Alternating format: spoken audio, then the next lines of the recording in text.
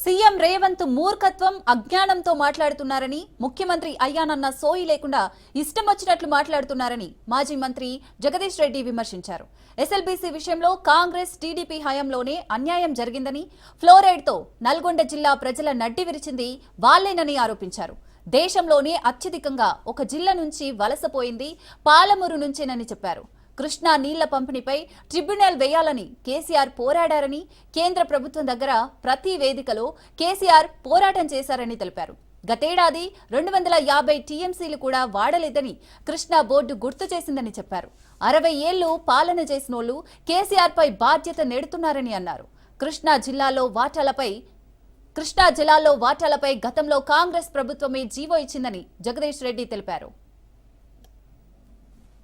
ముఖ్యమంత్రిది మూర్ఖత్వం అనాలన్నా అజ్ఞానం అనాలన్నా అర్థం కాని పద్ధతుల్లో మాట్లాడుతున్నాడు ముఖ్యమంత్రి.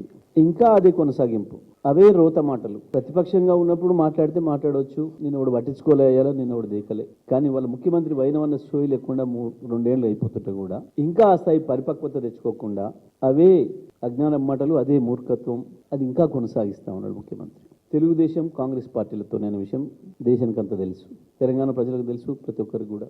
నల్గొండ జిల్లా నాశనం చేసింది, ఫ్లోరైడ్తో నడ్డి విరగొట్టింది ఇది కాంగ్రెస్ పార్టీ అని తెలుసు. కృష్ణ నీళ్ళు అట్లనే పోతూనే ఉన్నాయి, నల్గొండ నాశనమైందని తెలుసు. మహబూబ్ నగర్ ప్రపంచంలోనే అత్యంత ఎక్కువ నదీ జలాలు అందుబాటులో ఉండి, అత్యంత ఎక్కువ వ్యవసాయ యోగ్యమైన భూమిని కలిగి ఉండి, కేవలం ప్రభుత్వాల నిర్లక్ష్యం వల్ల అత్యంత ఎక్కువ మంది ఒక ప్రాంతం నుంచి వలసపోయిన జిల్లాగా మహబూబ్నగర్ జిల్లా రికార్డు సృష్టించింది. అంటే దానికి కారణం తెలుగుదేశం కాంగ్రెస్ పార్టీలు అని కూడా అందరికీ తెలుసు. ఇక ముఖ్యమంత్రి అబద్ధాలకి అంతులేదు, పొంతం లేదు. ఆ నీళ్ల శాఖ మంత్రికి ఏమాత్రం జ్ఞానం లేదు. ఎవరైనా ఏదైనా రాసిస్తే చదువుడు తప్ప, ఆయనకు ఈత అంటే భయం, ఇరిగేషన్ సబ్జెక్ట్ అంటే భయం. రాసిచ్చింది చదవడం తప్ప ఇంకోటి అలవాటు చేసుకోవట్లేడు ఉత్తమ్ కుమార్ రెడ్డి గారు కూడా. 60 సంవత్సరాల పరిపాలన మీరు చేసి దానికి టీఆర్ఎస్ బాధ్యత, కేసీఆర్ బాధ్యత, హరీష్ రావు బాధ్యత. సిగ్గుండాలి కదా మాట్లాడడానికి, కొంచెమైనా వద్దాలకు కూడా ఒక హద్దు ఉండాలి కదా.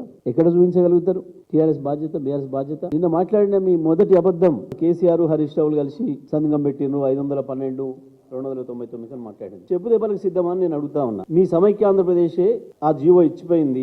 ఆ విషయాన్ని మేం చెప్పలే, కేంద్రమే స్వయంగా అపెక్స్ కమిటీ సమావేశ సందర్భంగా మినిట్స్ను స్పష్టం చేసింది చాలా క్లియర్గా. ముఖ్యమంత్రిది మూర్ఖత్వం అనాలన్నా అజ్ఞానం అనాలన్నా